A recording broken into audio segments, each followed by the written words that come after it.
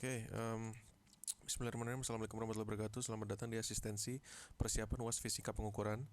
Eh, Mohon maaf bagi yang mohon maaf juga agak malam banget ya ngebuatnya. Tadi ada masalah di metode perekaman. Dan anyways, maaf juga bagi yang kemarin nggak sempat ikut asistensi, nggak dapat rekaman soalnya sebenarnya sudah direkam, tapi audionya nggak kerekam, jadi nggak bisa kita bagikan begitu teman-teman. Anyway, selamat datang dan mohon maaf atas keterlambatannya. There is that. Dan presentasi ini akan dibagikan ke grup. Jadi kalau misalnya ada yang masih bingung, silahkan merujuk ke presentasi tersebut. Kalau misalnya ada yang masih bingung juga, bisa langsung chat gue aja. Oke? Oke. Kita langsung aja ke UAS pertama. Ada 4 UAS, ada 2014, ada 2017, ada 2018, ada 2019. Langsung aja kita ke 14. Yang pertama nomor 1. Nomor 1 kita bisa lihat di sini itu ada grafik. Ini. Grafik ini adalah grafik temperatur yang berubah seiring adalah grafik temperatur yang berubah seiring sebuah fungsi temperatur. Dan bisa dilihat di sini rangkaian yang ini ada kita ditanya semua informasi yang kita ketahui tentang rangkaian tersebut. Jadi kurang lebih di sini ada sebuah sumber sinyal, di sini ada sensor yang ditanyakan, dan ada hambatan lainnya. Bisa dilihat dari bentuk dari lambang dari sensor tersebut. Lambang dari sensor tersebut itu berbentuk resistor, ya kan? Itu artinya apa? Sebenarnya sensor suhu itu ada berapa sih? Kan kita lagi bicara temperatur ya. Sensor suhu itu ada berbagai macam prinsip kerja. Ada yang kapasitif, resistif, ada yang sensor air raksa yang biasa kita pakai di rumah-rumah, ada yang optis, inframerah, dan sebagainya. Masih ada banyak lagi. Nah, itu semua berbeda-beda prinsip kerjanya, tapi sama-sama mengukur suhu. Dari lambang yang kita lihat dari rangkaian tersebut, kita bisa tahu bahwa sensor yang digunakan adalah sensor suhu yang resistif, ya, alias termistor. Termistor itu ada 2 btw, ada NTC, ada PTC. Bedanya apa? Kalau NTC itu negatif, yang PTC itu positif. Yang negatif, kalau misalnya suhunya naik, maka resistensinya turun. Kalau resistensinya turun berarti tegangan semakin besar. Kalau PTC dia positif, berarti kalau suhu naik, resistensinya juga naik, maka tegangannya akan semakin mengecil. Kurang lebih seperti itu. Nah, ini gue kasih contoh. Ini ada contoh animasi untuk memvisualisasi. Nggak usah diperhatikan rangkaiannya, lihat saja di sini, ya. Temperature low, resistance very high, dan semakin tinggi temperaturnya, resistance-nya falling, semakin mengecil. Berarti kan dia cara kerjanya berbalik ya. Maksudnya temperature rendah, resistensinya tinggi. Berarti itu kita bisa simpulkan bahwa itu adalah termistor NTC begitu. Nah, rangkaian pengondisi sinyal di sini sangat beda sama yang tadi ya, tapi kurang lebih sama teman-teman. Pengondisi sinyal tuh ya, apalagi di kondisi-kondisi sensor-sensor yang berbasis resistansi seperti ini, pengondisi sinyal itu berfungsi sebagai pembagi tegangan begitu ya. Jadi gue nggak akan menjelaskan terlalu dalam di bagian ini, soalnya ini ngejelasinnya instru banget. Tapi pada intinya rangkaian pengondisi sinyal ini akan berfungsi untuk mengubah grafik. Dia bisa mengubah skala dari grafik tersebut, atau batas bawah dan batas atas dari grafik tersebut. Kurang lebih seperti itu. Oke, kita langsung aja lanjut ke nomor yang selanjutnya ya teman-teman. Nomor 2. Untuk soal-soal berikut lengkapilah bla bla bla bla pengertian kalibrasi. Terus yang kedua, mengukur temperatur dan kelembapan sehingga kita bisa dapat. Intinya kurang lebih apa sih itu kalibrasi dan bagaimana caranya kalibrasi sehingga kita bisa mendapatkan pengukuran. Kalibrasi itu sering banget kita dengar di mana-mana ya. Sebenarnya kalibrasi itu apa sih? Nah, ini adalah pengertian kalibrasi menurut Bureau International des Poids et Mesures. Gue nggak usah baca, ini panjang banget. Intinya ada 2 langkah. Pada langkah pertama, membangun hubungan antara nilai kuantitas dengan ketidakpastian pengukuran yang disediakan oleh standar pengukuran dan indikasi terkait dengan ketidakpastian pengukuran. Jadi kita nyari standar lain. Instrumennya standar lain itu bisa instrumen yang sudah dikalibrasi atau bisa standar sekunder lainnya.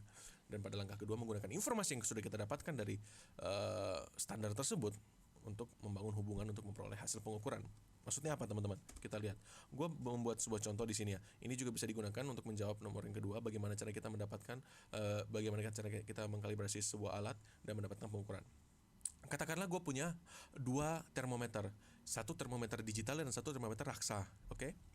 Nah, seperti yang kita sudah ketahui, termometer raksa ini kan dia bekerja pada dasar-dasar prinsip fisika tertentu, di mana kalau misalnya raksa diekspos ke suhu tertentu dan tekanan tertentu, maka dia akan ekspansi sedemikian rupa sehingga dia akan sampai pada sebuah titik yang mengindikasikan suhu dari suhu sekitar termometer tersebut. Termometer digital kan ini sesuatu yang elektrik yang harus dia transducer yang harus diajarkan lah istilahnya. Jadi dia tidak tahu, misalnya kalau kita berikan dia, letakkan dia di kondisi di suhu 40 derajat misalnya, dia tidak bakal tahu sebelum kita ajarin, ini loh suhu 40 derajat tuh ini loh. Nah, gimana caranya?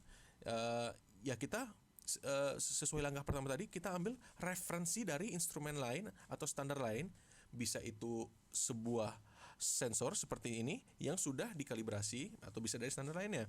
Kebetulan kalau ini pakai sensor yang sudah dikalibrasi begitu. Jadi caranya kita masukin keduanya dalam lingkungan yang sama, oke? Kebetulan di sini tulisannya itu 40 derajat Celcius. Kita masukkan dia di lingkungan yang sama. Nah, kita kasih tahu ke si termometer digital ini, ini itu 40 derajat Celcius gitu. Nah, dia akan menggunakan standar tersebut untuk menebak suhu-suhu selanjutnya. Oh, kalau gini 40 derajat Celcius, berarti kalau nambah 1 derajat Celcius lagi 41 dan seterusnya dan seterusnya. Itu adalah kalibrasi, penyesuaian begitu. Oke. Gue lanjut aja langsung ke nomor 3 ya biar cepat. Nah, osiloskop sebagai salah satu alat ukur banyak dipakai di laboratorium. Tuliskan cara kerjanya mengacu setiap tulisan dan gambar yang tampak di bawah ini. Sekarang gue akan menjelaskan kurang lebih bagaimana sih cara kerja osiloskop. Oke. Osiloskop tuh teman-teman tahu kan ya, LX1, LX2 itu adalah perangkat yang digunakan untuk menampilkan grafik. Ini adalah osiloskop. Osiloskop itu sebenarnya adalah cathode ray tube, teman-teman. Cathode ray tube itu bisa ditemukan di mana-mana pada zaman dahulu. TV-TV dan semuanya itu, TV tabung pernah dengar ya, itu istilah. Itu menggunakan cathode ray tube. Cathode ray tube adalah intinya dia adalah imaging yang dihasilkan dari reaksi antara tembakan elektron dengan suatu material yang akan menyala saat terkena elektron. Kurang lebih seperti ini, teman-teman. Cathode ray tube itu terdiri dari elektron gun yang menembakkan elektron. Oke. Elektron gun itu menembakkan elektron ke lapisan fosfor. Kebetulan fosfor ini dia bereaksi dengan tembakan elektron. Dia akan menyala. Dan fenomena tersebut dinamakan electron stimulated luminescence. Oke. Yes. Nah, ini gue zoom in ke elektron gunnya dulu deh. Gue mau ngejelasin elektron gunnya. Ini cukup sederhana sebenarnya ya. Jadi elektron, kenapa namanya cathode ray tube sih? Jadi ini adalah dua buah material konduktif yang bila dialiri tegangan maka akan menciptakan electric field, ya, medan listrik. Dan medan listriknya ini arah vektor medan listriknya. Tapi jangan lupa teman-teman, katakanlah ada partikel bermuatan negatif di sini dan diekspos ke electric field ini, maka dia akan tentu tertarik ke anoda dong. Jangan lupa, dia partikel bermuatan negatif tertarik ke positif. Oke? Dan gimana caranya kita melepaskan elektron dari permukaan katoda di sini dan dia tertembak menjadi elektron? Bagaimana caranya? Nah, sebatas memberikan medan itu tidak cukup. Sebatas memberikan gaya tarik itu tidak cukup. Karena elektron itu ya dia terikat sama atom. Bagaimana caranya kita membuat elektron itu lebih terlepas, lebih mudah terlepas? Ya dengan cara kita eksitasi, kita naikkan energi levelnya. Cara paling gampang adalah dengan menggunakan pemanasan coil. Seperti mungkin teman-teman yang menggunakan vaporizer, e-cigarette, kurang lebih cara kerja sama. Jadi kawat dililitkan dan dia akan memanaskan permukaan material katoda sehingga elektron di permukaan itu tereksitasi dan mudah lepas, lalu tertembaklah, ya. Jadi elektron di permukaan katoda kepanasan, lalu tereksitasi, jadi mudah lepas, dia tertembak. Jadi tertembak, ketarik sama anoda, gitu. Kalau ketarik sama anoda, apa nggak nempel aja di anodanya? Yes, of course. Makanya itu ada celah. Ternyata dia lolos lewat celah kecil di anoda tersebut. Oke? Nah, kalau misalnya dia udah lolos, dia bisa tabrakan sama gas dong. Makanya kondisi tabungnya itu berada dalam kondisi vakum. Makanya teman-teman kalau pernah lihat TV tabung itu dipukul, dipecahin, tuh suaranya gede kayak duar gitu. Itu karena dia dalam kondisi vakum. Oke? Jadi nggak ada hambatan dalam jalur elektronnya. Jadi kurang lebih kita sudah tahu bagaimana caranya elektron menembakkan tertembak ya. Sekarang kalau elektron tersebut ditembak kayak gitu aja ya, berarti dia kena satu titik doang dong. Nah, itu next partnya. Jadi kita udah ngejelasin elektron gun di sini. Bagaimana cara dia bisa ngebentuk grafik? Kalau misalnya nembak doang, berarti dia kayak titik gitu doang dong. Ya, makanya kita memiliki plat-plat yang menyearahkan elektron tersebut sedemikian rupa sehingga membentuk sebuah gambar, begitu. Ini adalah plat-plat penyearah. Ada di sumbu Y dan ada di sumbu X, ya. Dan ada beberapa variabel yang menyearahkan elektron tersebut. Bisa lihat di sini ya, ada Y amplifier, ada time based. Kenapa yang X disebut time based? Karena dia kebayang lah ya, dia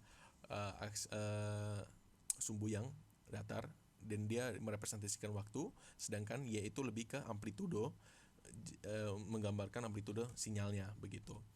Jadi ada dua variabel di masing-masing penyearah, ada X pos, ada Y pos. Itu menempatkan posisi dari sinyal tersebut sendiri. Jadi kalau misalnya teman-teman lihat sinyal ini, ya, X pos itu akan mengubah fase dia di sumbu horizontal, sedangkan Y pos itu di sumbu vertikal. Nah, sedangkan time per div itu akan mengatur skalanya.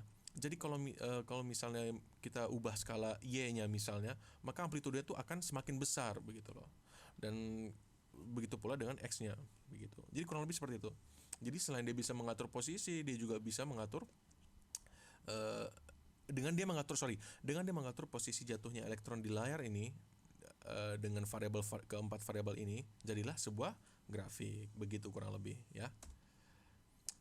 Jadi ini ada sumbernya, tabung, bikin vakum biar gas lain gak rese, katoda panasin pakai pemanas, elektron permukaan katoda tereksitasi, moda copot, anoda narik elektron yang tereksitasi, celah di anoda ngasih lolos elektron ketarik, sekaligus arahin tembakan.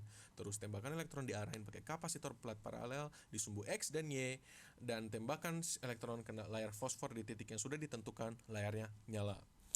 Kalau teman-teman mau lihat contohnya bisa ke Levisland, ada di modul gua juga, gua yang jaga, gua slabnya, tabung Thomson. Kurang lebih seperti itu. Oke, kita udah habis soal 2014-nya, kita lanjut ke soal 2017. Nah, soal 2017 nomor 1. Untuk kedua gambar, bla bla bla bla bla, tuliskanlah judul sesuai gambar yang ini, terus jelaskanlah cara kerjanya dan sebagainya.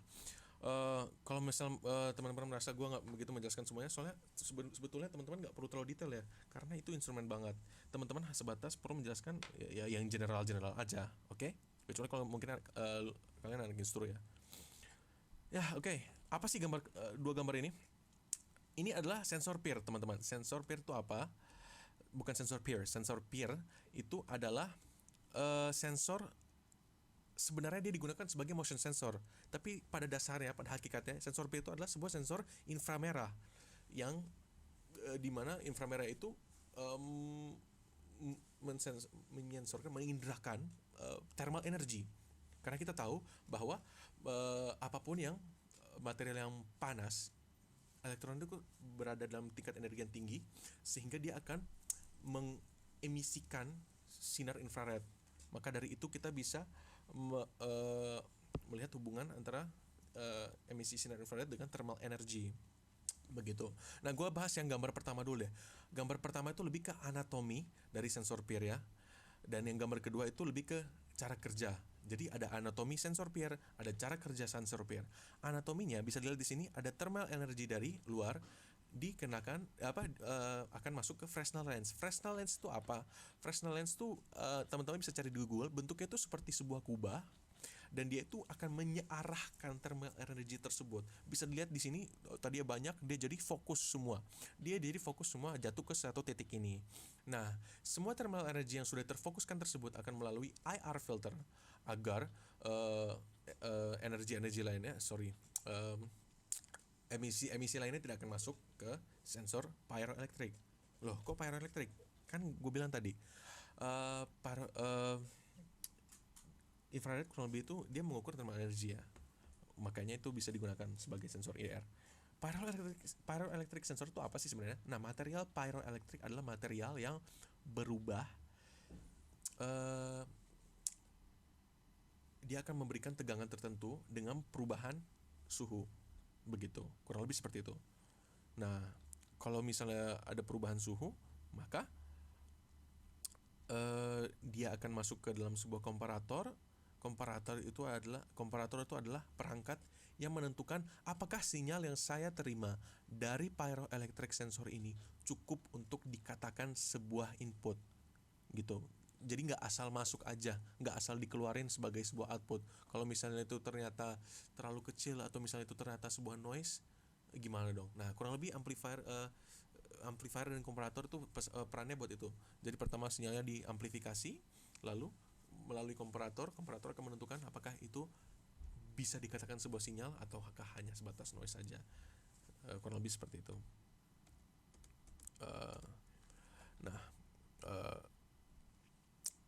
Jadi gue bisa ngejelasin sih cara kerja komparator sebenarnya. Oke, gue jelasin deh. Cara kerja komparator tuh seperti ini. Jadi katakanlah gue punya dua buah. Ada interferensi. Katakanlah gue punya dua buah. Gue punya dua buah suhu. Gue punya dua buah tegangan. Ada tegangan referensi, ada tegangan yang berubah-berubah yang dari sinyal, ya. Nah, tegangan referensi ini, kalau misalnya tegangan sinyal ini tidak sampai ke tegangan referensi, maka dia tidak akan dikategorikan sebagai sebuah sinyal. Maka dia tidak akan lolos sebagai output. Tapi kalau dia sudah cukup melalui tegangan referensi ini, maka dia bisa keluar sebagai sebuah sinyal. Makanya itu dia dinamakan sebagai komparator karena dia mengcompare. Oke. Nah, ini anatominya udah kita jelasin, terus cara kerjanya juga bagaimana udah kita jelasin. Sekarang kita masuk ke sensor peer-nya, bagaimana cara kerjanya, begitu. Nah, cara kerjanya itu kurang lebih seperti ini, teman-teman. Kalau misalnya dia mendetek thermal energy, bagaimana caranya dia mendetek motion? Itu kan yang ditanya sebenarnya kan. Jadi, kurang lebih cara dia mendetek motion adalah dengan mendetek, jadi bukan hanya thermal energinya aja, tapi perubahan posisi thermal energy yang dia detek, sehingga itu yang digunakan sebagai pendetektor gerak, begitu kurang lebih. Karena orang ini bergerak dari sini ke sini. Sensor peer itu memiliki dua sensor IR di sini, ya. Jadi nggak cuma satu, dua. Kalau misalnya orang ini cuma kena bagian yang pertama aja, ya udah, sensor itu dia hanya mendeteksi eksistensi, keberadaan dari thermal energy itu. Tapi kalau thermal energy tersebut mulai bergerak, alias mulai terdeteksi juga di sensor kedua, berarti sensor peer tersebut menyimpulkan bahwa thermal energy ini sedang bergerak, heat source ini sedang bergerak, maka bisa disimpulkan bahwa thermal energy tersebut bergerak, ada sesuatu yang bergerak. Makanya kebanyakan motion sensor itu tidak berfungsi kalau misalnya ada berbagai cara untuk mengelabui motion sensor dengan masking sinar emisi infrared, begitu. Nah, dengan demikian, kalau misalnya begitu, bagaimana caranya kalau outputnya dua-duanya, misalnya gini, ini kan outputnya satu high, satu low ya. Bayangkan kalau misalnya kedua sensor tersebut ini, 1 dan 2, ini dua-duanya high, dia kan bisa dibilang dia akan membentuk satu satu gunung, satu puncak. Lah kalau begitu, kalau dia kena yang di sini doang, berarti itu didetek sebagai sebuah gerakan juga dong. Nah, maka dari itu diciptakan polarisasi perbedaan. Jadi yang ini kalau dia mendeteksi thermal energy, dia akan ke atas, akan membentuk sebuah puncak, dan kalau dia lewat sini, dia akan membentuk sebuah lembah. Nah, sinyal spesifik inilah yang diukur sebagai pergerakan, begitu. Kurang lebih seperti itu, teman-teman. Ya, jadi manusia darahnya hangat, elektron berenergi tinggi, ngemisin sinar infrared. Sinar infrared kena lensa Fresnel, ngefokusin ke permukaan sensor piezoelektrik. Sinyal ngelewatin filter, sinar IR doang yang tembus akhirnya, terus masuklah ke sensor piezoelektrik, di mana material piezoelektrik itu memanas. Ini cara kerja material piezoelektrik. Jadi dia memanas dan dipol material menyarahkan diri sehingga membentuk beda potensial pada material. Jadi kurang lebih memanas, membentuk tegangan. Beda potensial diamplifikasi, soalnya sinyalnya pasti kecil banget dari material sekecil itu kan. Nah, komparator ngebandingin sama tegangan tertentu. Kalau sinyal, seperti yang tadi gue jelasin, kalau sinyal sama dengan tegangan tertentu tersebut, sinyal lolos sebagai sebuah input. Ingat, Pierre memakai 2 buah sensor, jadinya kalau ada objeknya yang diam doang, yang nggak bakal ngasih sinyal. Objeknya harus bergerak, ngenain kedua ranah sensornya sampai jadi sebuah sinyal. Satu puncak, satu lembah. Kurang lebih seperti itu. Next, nomor 2, gue gak akan ngejelasin. Kenapa? Karena dia adalah soal yang diambil langsung dari LTM tahun tersebut, begitu. Oke, kita langsung aja ke nomor 3. Tapi kalau kalian kepo, ini sensor DHT kalau nggak salah, sensor humidity and heat. Langsung lanjut ke nomor 3. Nomor 3 itu osiloskop sebagai satu alat ukur banyak dipakai di laboratorium instrumentasi dan fisika. Ini udah dibahas tadi ya. Udah. Lanjut ke nomor 4. Perhatikan gambar di bawah berasal dari paparan salah satu tugas kuliah. Saudara diminta untuk memodifikasi, terus menjelaskan, terus membuat sketsa. Intinya coba lu cerna ini gambar, terus lu modif menurut lu cocoknya gimana apa segala macam. Gua nggak akan modif ya, soalnya itu semua kembali ke kreativitas kalian. Mungkin gua akan memberi satu atau dua contoh, tapi gua akan ngejelasin. Intinya kita bisa lihat di sini. Kalau membaca sebuah diagram seperti ini, kita bagi-bagi dulu. Ini apa, ini apa, ini apa, ini apa. Kalau bisa gue bagi, ini adalah besaran fisis yang mau diukur, ini adalah pengukur besaran fisis tersebut, ini adalah tempat pengumpulan besaran fisis yang sudah diukur tersebut, dan besaran fisis tersebut pada ujungnya akan ditampilkan ke grafik oleh si komputer. Jadi ini adalah besaran fisisnya, kelembapan, tekanan, dan suhu. Masuk ke sensor. Of course, yang mengukur besaran tersebut adalah sensor. Loh, kok ini termometer ribet banget? Oke, mungkin kebetulan dia meng-account deformasi dari perubahan material tersebut, sehingga mungkin agak lebih belibet jalurnya. Tapi pada intinya sama. Sensor masuk ke komputer, ya kan? Output data komputer. Kurang lebih sama. Mungkin dia ada extra variable aja. Begitu. Ya. Nah, masuklah variabel-variabel tersebut ke komputer dan diolah. BTW, kalau misalnya teman-teman bingung, kok ini nggak, apalagi anak instru ya, kok ini dari sensor langsung ke komputer sih? Emang bisa? Bisa. Ada beberapa sensor yang emang sudah di-equip dengan perangkat-perangkat tambahan sedemikian rupa sehingga sensor tersebut bisa langsung dipakai dan dihubungkan ke komputer. Pada lazimnya sih kita anak instrumen tuh dihubungkannya ke sebuah perangkat lagi, ke sebuah prosesor lagi, barulah prosesor itu masuk ke komputer, tapi nggak ada masalah. Oke? Jadi ini langsung dimasuk ke komputer, dan komputer mengolah, mengumpulkan, mengagregat data tersebut dan menampilkan data tersebut, biasanya dengan software.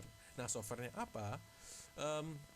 Biasanya dikenal dengan SCADA di dunia industri, atau mungkin di dunia perkuliahan LabVIEW, begitu. Ini adalah LabVIEW yang dipakai sama anak-anak instrumen. Apa sih software ini? Intinya yang perlu teman-teman pahami, dibutuhkan sebuah software untuk mengumpulkan data sensor dan menampilkan data sensor tersebut. Titik. Namanya apa? Software seperti itu? Ini salah satu contoh saja. Tapi pada umumnya softwarenya membutuhkan sebuah fitur yang dinamakan General User Interface, atau GUI. User Interface itu apa? Interface antar muka yang menghubungkan muka layar dan dengan muka sang pengguna, begitu. User, kurang lebih seperti itu. Jadi dia bagaimana cara kita berinteraksi dengan sensor-sensor. Intinya seperti itu. Ya, ini adalah contoh softwarenya. What the software looks like. Jadi bisa dilihat di sini nanti grafiknya muncul tuh di sini, begitu. Saat kita nyalakan ya.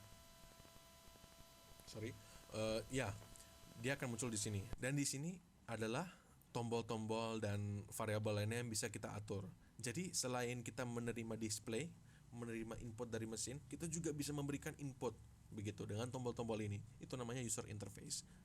Adalah antarmuka antara pengguna dan sensor. Kurang lebih seperti itu, teman-teman. Oke. Kalau misalnya mau gue modif ya, kan ini bisa dijelaskan modifikasi saudara. Gue hilangin aja ini buat apaan? Ini adalah kelembapan, tekanan, dan suhu. Atau mungkin kelembapannya gue ganti. Jadi ini semua tergantung end goal teman-teman. Mungkin termometernya langsung gue sambungin ke sini, atau mungkin sebelum gue masukin ke komputer, mungkin gue bakal tambah sebuah microcontroller di sini. Microcontroller itu apa? Itu adalah sebuah prosesor eksternal gitu loh. Jadi komputernya kerjanya nggak berat amat gitu loh. Dia tinggal nerima, nggak harus proses lagi, ngumpulin lagi, nggak usah, langsung nerima. Mungkin gue akan nambahkan prosesor di sini. Itu alasan gue. Itu kurang lebih mungkin contoh sebuah modifikasi sistem seperti ini, begitu teman-teman. Oke. Lanjut, kita langsung ke soal nomor tahun 2018. Soal tahun 2018 nomor 1. Nah, ini menarik teman-teman. Tadi kan gue bilang ya, ada berbagai sensor dengan berbagai prinsip kerja, ada kapasitif, resistif, dan sebagainya. Ini adalah salah satu contoh sensor dengan prinsip kerja kapasitif, ya. Nah, dia mengukur ketinggian air dengan kapasitansi, dengan ada perubahan kapasitansi. Jadi kalau misalnya kapasitansinya berubah, yang disebabkan oleh perubahan di elektriknya, maka dia akan membaca itu sebagai sebuah value ketinggian, begitu kurang lebih. Nah, turunkan persamaan memberikan hubungan antara bla bla bla bla bla. Jadi turunin persamaannya sehingga dapat tingginya, lalu tuliskanlah blok diagram dari sistem tersebut. Gua hanya akan skimming biar cepat ya. Gua udah nurunin rumus sendiri kalau boleh jujur, tapi obviously karena gue nggak jenius amat. Kalau gue jenius amat, gue udah lulus dari kapan tahu. Tapi intinya ini penurunan rumus gue sendiri, bisa dilihat. Kalau mau dilihat, dia ada 3 slide penurunan rumus. Silahkan di pause aja. Ini slide pertama, pause. Ini slide kedua, pause. Ini slide ketiga, pause. Anyway, begini teman-teman. Yang mau gue minta tolong kalian pahami adalah nggak necessarily stepnya harus begini, tapi ini adalah salah satu contoh bagaimana caranya kita menarik informasi dan membahasakannya melalui rumus begitu. Jadi gue punya berbagai informasi di sini, ketinggian air, ketinggian maksimal kapasitor plat, terus di elektriknya, di elektrik air, di elektrik udara, jarak antar plat dan sebagainya. Nah, di sini metode yang gue gunakan adalah gue mencari dulu bagaimana caranya gue bisa mendapatkan hubungan antara kapasitansi, karena kan kita tahu ya rumus kapasitansi itu muatan per tegangan ya. Nah, bagaimana caranya gue bisa mencari hubungan antara kapasitansi dengan jarak, dengan dielektrik yang paling penting, dan luas permukaan plat tersebut. Dapatlah rumus ini kan. Ini juga rumusnya udah umum sebenarnya. Jadi basically yang di atas ini teman-teman sebenarnya udah tahu ya. Nah, habis itu kalau gue udah dapat hubungan itu, bagaimana caranya gue menghitung ketinggian air tersebut ya. Basically karena dia jadi metode gue adalah gue membagi kapasitor tersebut menjadi 2 bagian, yang kalau misalnya gue bagi sedemikian rupa, gue akan mendapatkan 2 kapasitor yang paralel. Dan seperti yang kita ketahui, kapasitor paralel itu tinggal ditambah kalau mau kapasitansi totalnya. Maka ini gue simpulkan seperti ini. Of course ini simpulan gue sendiri. Kalau misalnya ada teman-teman yang tidak setuju atau mempunyai teori lainnya, silakan disuarakan, jangan sampai keliru. Anyways, nggak usah terlalu khawatir juga, karena ini gue hanya ngajarin metode pendekatannya gitu loh. Kemungkinan kalian dapat soal yang sama juga kecil. Seberapa kecil gue nggak tahu, gue nggak dikasih tahu. Soalnya kalau misalnya gue dikasih tahu, mungkin bapaknya takut gue ngebocorin soalnya, which I will never do. Anyways ya, kita punya kapasitansi total di sini. Jika misalnya kita punya data ketinggian airnya, kita bisa menghitung kapasitansi total. Atau kalau kita punya data kapasitansi total, kita bisa mengukur ketinggian airnya. Kurang lebih seperti itu. Lalu yang B bagaimana? Tuliskanlah sistem skema blok rangkaian apa segala macam.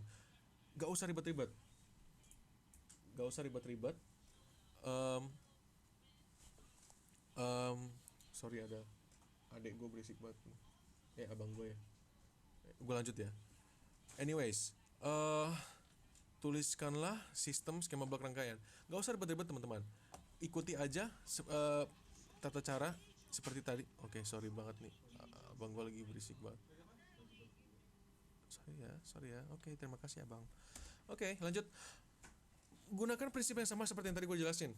Gue punya sensor, gue punya prosesor, dan prosesor itu mengeluarkan grafik. Kurang lebih seperti itu. Nggak usah ribet-ribet amat. Oke?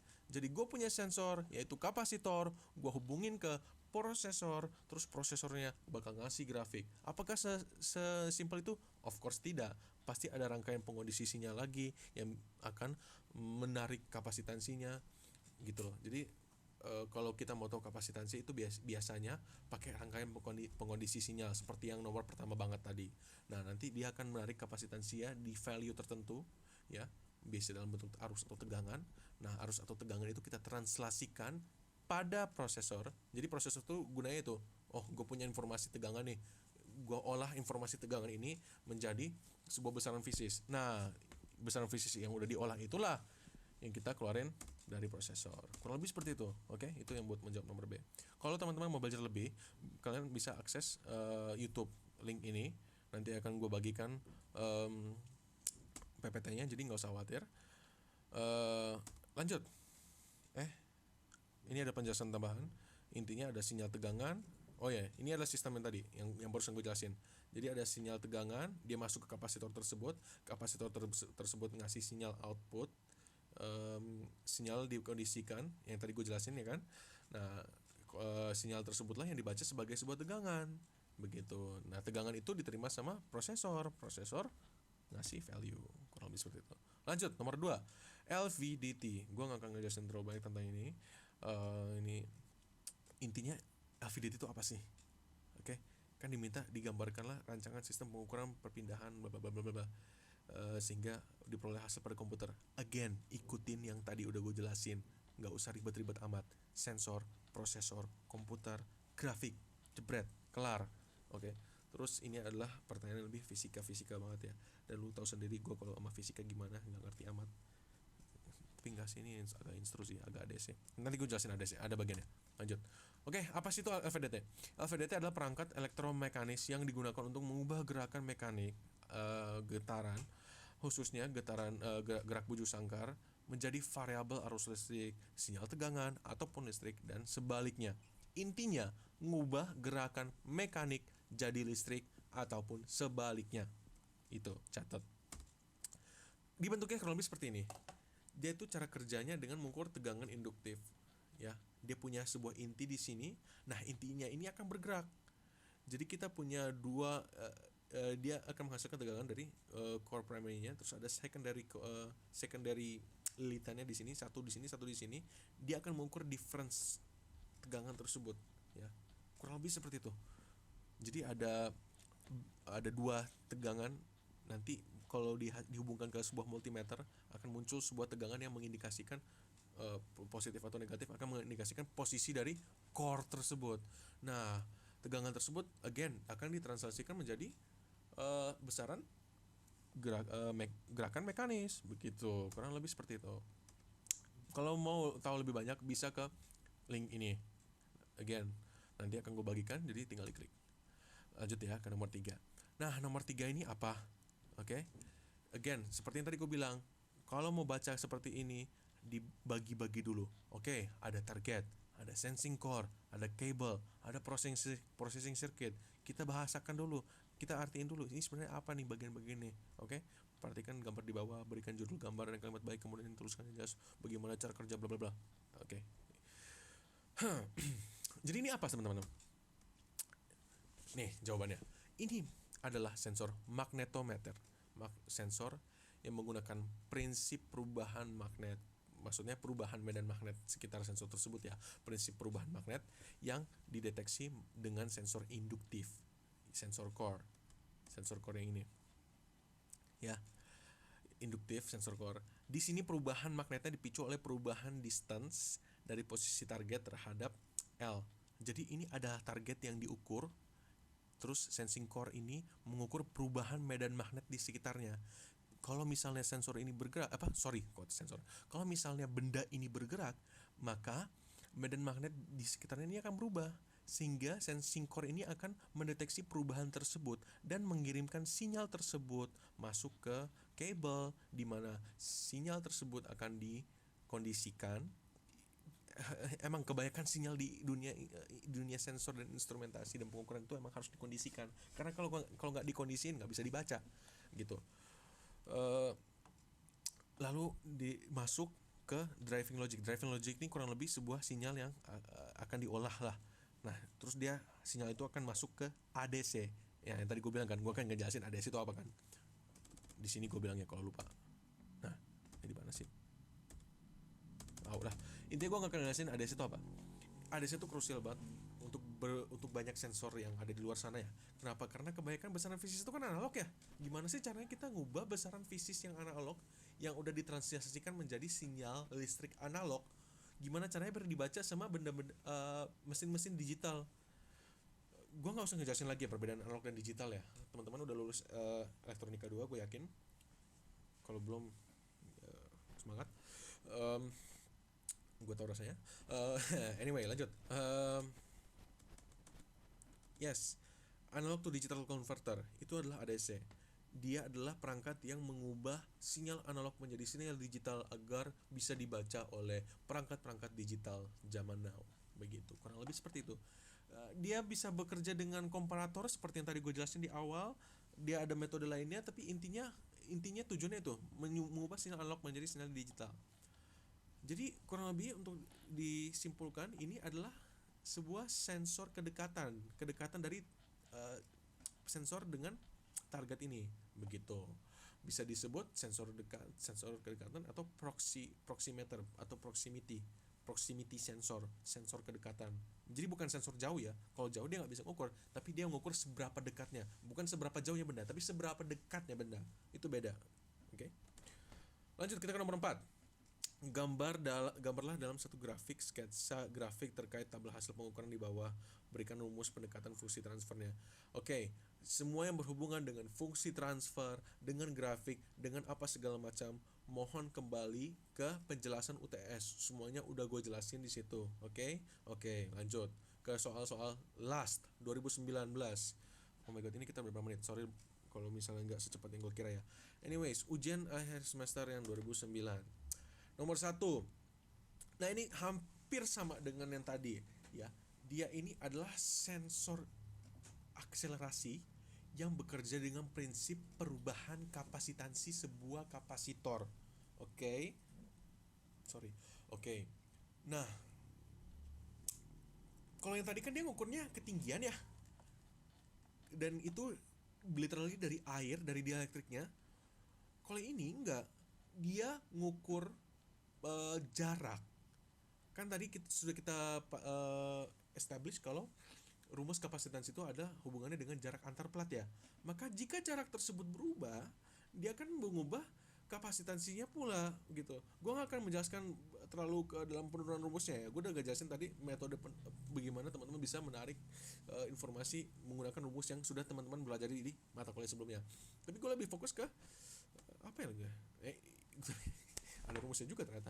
Udah gue bikin, gue lupa juga. Again, gue nggak begitu pintar kalau masalah rumus. Kalau salah mohon di point out, oke? Tapi ini yang gue simpulkan sendiri. Gue membagikan ini sebagai dua buah sensor paralel. Jadi kapasitansi total tinggal ditambah. Jadi ada kapasitansi pertama, kapasitansi kedua dengan jarak-jarak yang berbeda. Lalu dapatlah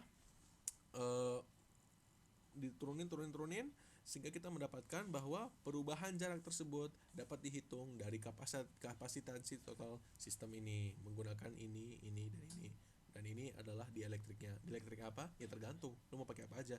Kan di sini kita nggak pakai variabel dielektrik seperti di soal sebelumnya. Di sini yang berubah lebih ke jaraknya, bukan dielektriknya. Betul. Oke.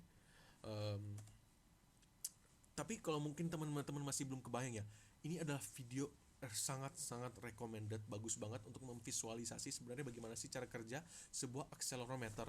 Ya, itu kan sensor percepatan ya. Sebuah akselerometer yang berbasis kapasitas. Ini video bagus banget.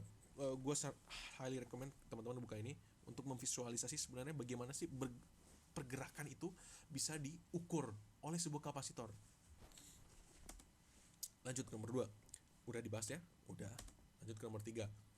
Kurang lebih hampir sama seperti yang sudah kita bahas ini, cuma dia alatnya, perangkatnya beda.